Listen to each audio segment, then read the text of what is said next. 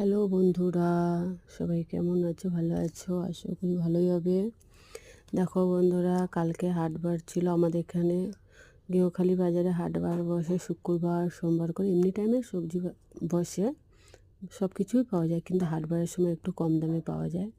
তা দেখো, হাটবারে গেছিলাম বাজারে, আমি বাবা গেছিলাম। যাওয়ার পর দেখো সব বাজার গুছিয়ে নিয়ে এসেছি। এক সপ্তাহের বাজার এইগুলো দেখতে পাচ্ছ, এইগুলো কিন্তু এক সপ্তাহের বাজার। এত কিছু বাজার আছে, সব এক সপ্তাহ বাজার করে নিয়ে এসে আবার অন্য হাটে গিয়ে আবার বাজার করে আনতে হয়।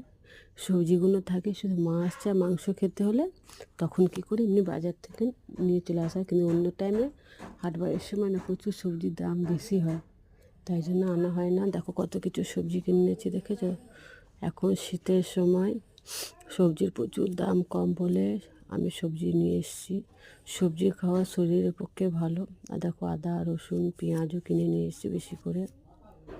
দেখছো কত, দেখো কত রকমের সবজি, টমেটো পেঁয়াজ ওলকপি। দেখো ভেড়ি, ভেড়ির দামটা বেশি, কিন্তু তাও আমি ভেড়ি কিনে নিয়ে এসেছি।